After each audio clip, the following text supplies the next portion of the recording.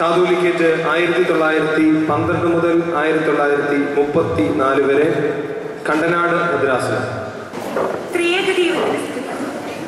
Catholicate സംസ്ഥാപകർ പിന്തുടർച്ച് Mar Thoma ശ്ലീഹായാൽ സ്ഥാപിതമായ മലങ്കര സുറിയാനി സഭ 16-ാം നൂറ്റാണ്ട് വരെ അവിഭക്തമായ നിലയിൽ കൊണ്ടു.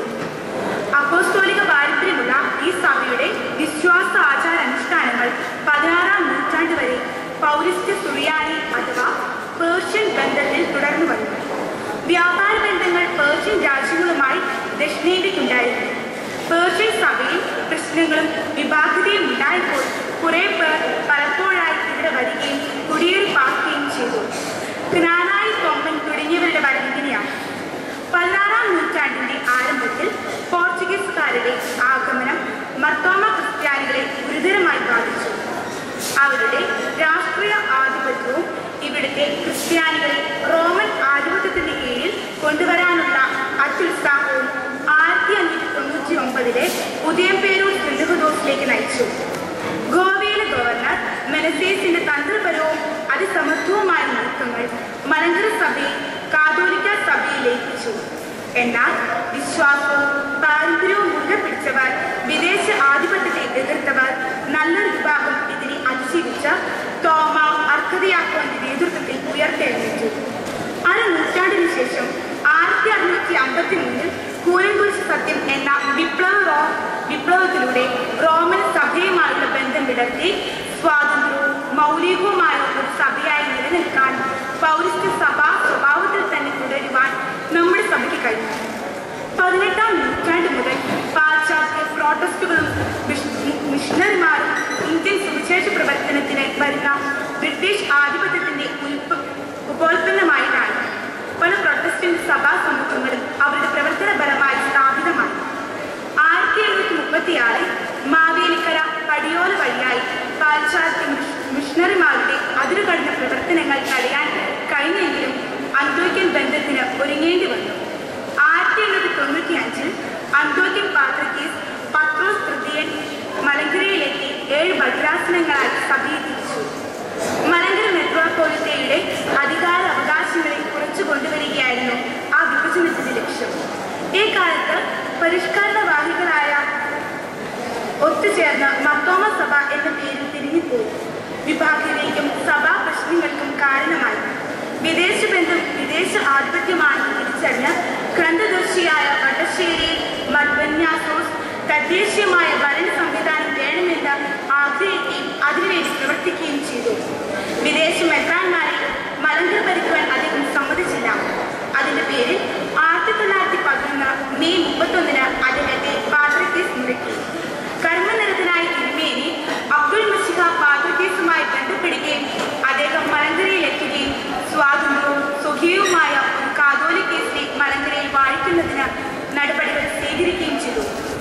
മലങ്കര സഭയുടെ ചരിത്രത്തിലെ തേജോമയമായ ആ ദിവസം 1912 സെപ്റ്റംബർ 15 ആയിരുന്നു. നിരണപ്പള്ളിയിൽ വെച്ച് ഗുരുമറ്റത്തിൽ ഭാവിയെ മാർ ബസേലിയോസ് പൗലോസ് ഒന്നാമൻ എന്ന പേരിൽ കാതോലിക്കായി വാഴിച്ചുകൊണ്ട് ചരിത്ര വഴികളിൽ ദീപസ്തംഭമായി. അർക്കദിയോൺ, മർത്തോമ, മലങ്കര മെത്രാപ്പോലിത്ത ഈ വളർച്ചയുടെ വിവിധ ഘട്ടങ്ങളിൽ വ്യത്യസ്ത സ്ഥാനങ്ങളിൽ അറിയപ്പെടുകയും സഭയുടെ പുതിയ യുഗപ്പിറവിയാണ് കാതോലിക്കേറ്റ് സംസ്ഥാപനത്തിലൂടെ സഞ്ചാരമാകുന്നത്. അന്നു മുതൽ ഇന്ന് വരെ മലങ്കര ഓർത്തഡോക്സ് സുറിയാനി സഭ സ്വാതന്ത്ര്യത്തിന്റെ പരമാധികാരത്തിന്റെ പൂർണ്ണതയിലാണ്. ഒന്നാം കാതോലിക്കയായി വാഴിക്കപ്പെട്ട മാർ ഇവാനിയോസ്, മാർ ബസേലിയോസ് പൗലോസ് പ്രഥമൻ അഥവാ മുരുമറ്റത്തിൽ ബാബ ക്രിസ്ത്യകാലം മാത്രം സഭാഭരണം നടത്തിയുള്ളൂ. 1913 മെയ് 3 അദ്ദേഹം കാലം ചെയ്തു. പാമ്പാപ്പുഴ ചെറിയ പള്ളിയിൽ കബറടക്കിയിരിക്കുന്നു. രണ്ടാം കാതോലിക്ക ബസേലിയോസ് ഗീവർഗീസ് പ്രഥമൻ കാതോലിക്ക സ്ഥാനത്തേക്ക് തിരഞ്ഞെടുക്കപ്പെട്ടു. 1925 മെയ് 1 നിരണത്ത് ചേർന്ന മലങ്കര അസോസിയേഷനാണ് ആ തീരുമാനം കൈക്കൊണ്ടത്. 1928 അദ്ദേഹം കാലം ചെയ്തു. വള്ളിക്കാട്ട് ദേവരായി കബറടക്കിയിരിക്കുന്നു. പ്രശ്നസങ്കീർണമായ ഘട്ടത്തിൽ സഭയ്ക്ക് സുധീരമായ നേതൃത്വം നൽകുവാൻ പ്രാപ്തനായ മൂന്നാം കാതോലിക്കയായ മാർ ബസേലിയോസ് ഗീവർഗീസ് തൃതീയനാണ്. കോട്ടയത്ത് കുറിച്ചാണ് ഇദ്ദേഹത്തിന്റെ ജന്മം. 1929 വട്ടശ്ശേരി മാർ ദിവന്യാസത്തിന്റെ കാർമ്മികത്വത്തിൽ അദ്ദേഹത്തെ കാതോലിക്കയായി വാഴിച്ചു. 1964 ജാനുവരി 3-ന് സുദീർഘമായ പരിശുദ്ധ പിതാവ് സഭയെ നയിച്ചു. ദേവലോകത്ത് കബറടക്കിയിരിക്കുന്നു.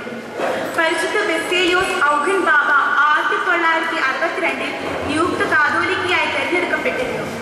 1975 തന്റെ പിൻഗാമിയായ മാത്യൂസ് മാർ അത്താനോസിയോസ് മെത്രാപ്പോലിത്തയെ നിയമിച്ചു. അദ്ദേഹം വിശ്രമ ജീവിതം നയിച്ചു. 1975 ഡിസംബർ 8-ന് കാലം ചെയ്തു. ദേവലോകം അരമനയിൽ കബറടക്കിയിരിക്കുന്നു.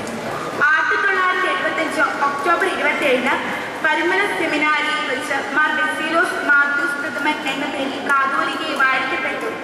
ഇദ്ദേഹം 1996 വരെ സഭയെ നയിച്ചു. ദേവലോകം അരമനയിലാണ് കബറടക്കിയിരിക്കുന്നത്. പരിശുദ്ധ ബെസേലിയോസ് മർത്തോമ മാത്യൂസ് തൃതീയൻ കാതോലിക്ക ബാബ കൊല്ലം പെരിയനാട് സ്വദേശിയാണ്. 1991 ഏപ്രിൽ 21-ന് ഇദ്ദേഹം കാതോലിക്കയെ മലങ്കര മെത്രാപ്പോലിത്തയുമായി വാഴിക്കപ്പെട്ടു. വലിയ ബാബ എന്ന പേരിൽ അറിയപ്പെടുന്ന ബെസേലിയോസ് മർത്തോമ ദിദിമോസ് എന്ന ഒന്നാമനും ഇപ്പോൾ നമ്മുടെ സഭയെ ശക്തമായി നയിച്ചുകൊണ്ടിരിക്കുന്ന മാർ ബെസേലിയോസ് പൗലോസ് തൃതീയൻ കാതോലിക്ക ബാബയുടെ ഉൾപ്പെടെ 8